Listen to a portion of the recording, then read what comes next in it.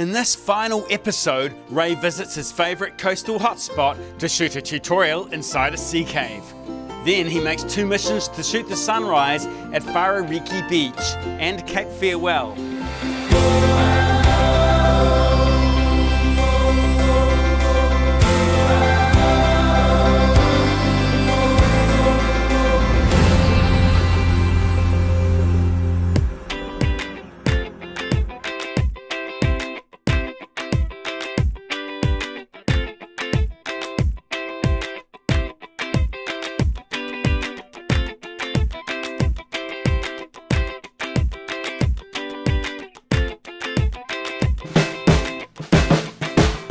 The holiday park at Wharariki is just 3 hours drive from Nelson, where we live.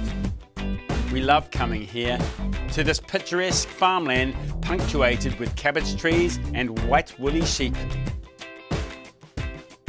On arrival, we checked out our rustic accommodation, 4 cabins and a kitchen.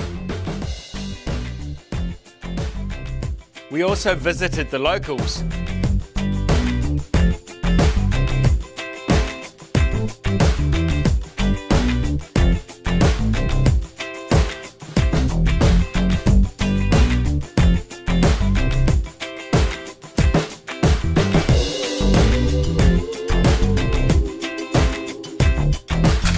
And then went to bed early.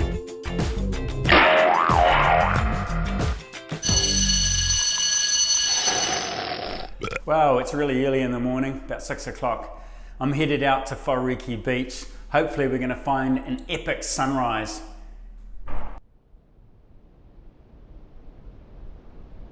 It's quite an easy walk over steep hill country and sand dunes to reach the beach.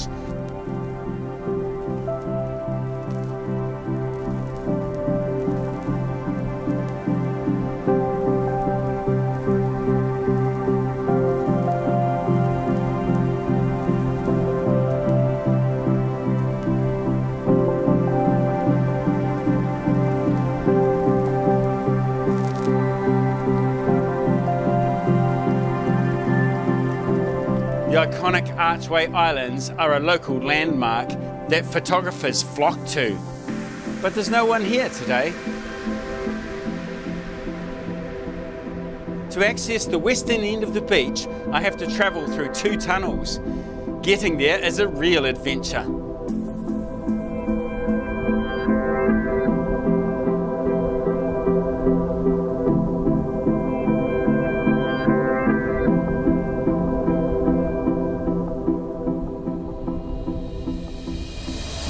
G'day, it's Ray here on my favourite beach. I've made an early morning dawn pilgrimage right to the very end of the beach by torchlight, trying to keep my feet dry at low tide. But now I've timed this with low tide, so I should be able to keep my shoes dry. Anyway, I think I've had a successful early morning shoot. I was trying to get the sun lined up at the winter solstice, so the sun rose right through the big archway on the big Archway Island. But it didn't quite work with my compass bearings, but I think you'll see that I made quite a successful image. There was a huge bank of clouds which added a lot of drama to the image, and we got some nice orange light coming through the big archway. So I'm pretty happy with it. It's just great to be out here just walking around my favourite beach anyway. Yeah, I love it out here. Well, anyway, it's time now for me to head back down the beach before the tide comes in and traps me again. So I'm going to make for the large sea cave and film another tutorial for you. Okay, cheers. Let's go.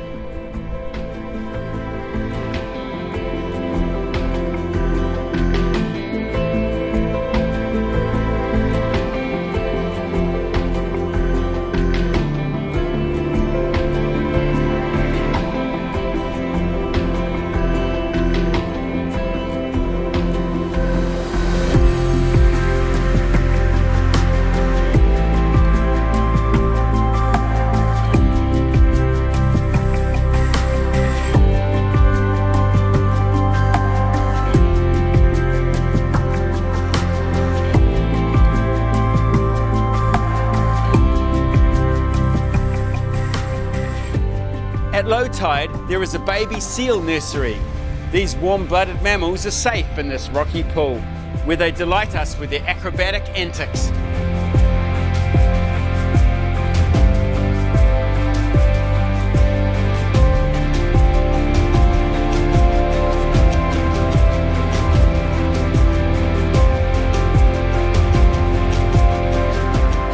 Right, I have arrived at the big sea cave.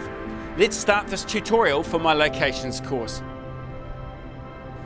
Hi, I'm sheltering from the elements in a large sea cave.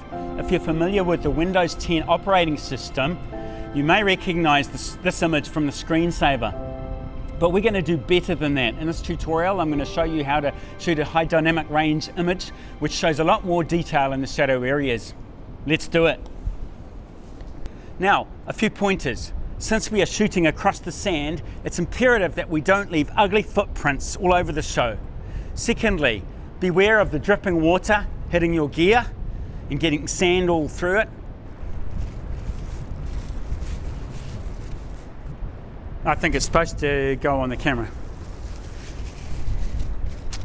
Awesome. And also beware of wildlife. Oh, hello mate.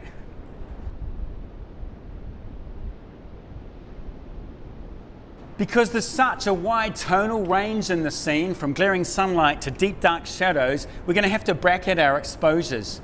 Set the DSLR to automatically expose the shot about 5 times.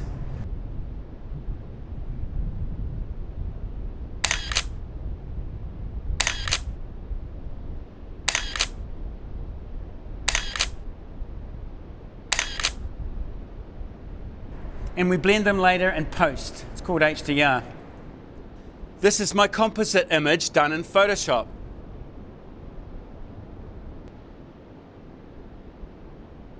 Well, the tutorial's now over. The tide's coming in. I better get out of here.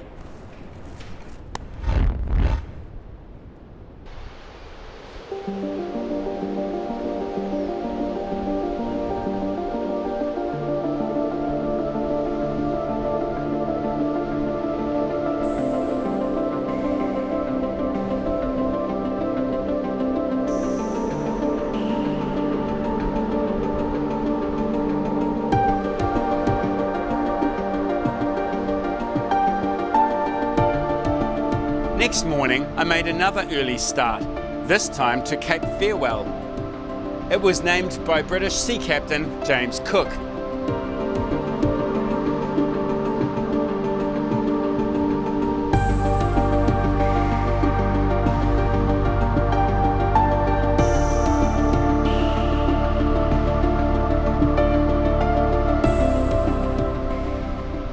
Once I set up my camera, I began teaching a tutorial on composition. Okay, I'm at Cape Farewell in the morning. It is now dawn, and I've just taken 3 shots from the top of the hill, taken 3 different compositions with the horizon and the rule of thirds, wide, zoomed in, and zoomed in just on the main headland with the archway. Now I've moved down and got another composition and videoed that as well, because I had gorse in the foreground. I don't want the gorse. It's from Scotland. It's not native to New Zealand. Yes! Wow! My planning and patience are rewarded. Woo! The rising sun has broken through the cloud layer, firing up those cliff faces in diffused light. I'm so excited. Let's talk camera settings. F11, ISO 100, and I'm using an ND filter to blur the clouds with a long exposure. Then I remove the ND filter so I can get a fast shutter speed to freeze the ocean waves. This is my final composite photo produced in Adobe Photoshop, where I've merged both images together. If you want to learn advanced Photoshop techniques like these, enroll in my full course. Would you like to feel confident in post-processing your images, fulfill your potential as a photographer, and impress your family and friends with stunning images that really pop? This course will fast-track your photography and save you years of stuffing around. Click the yellow locations graphic to learn more.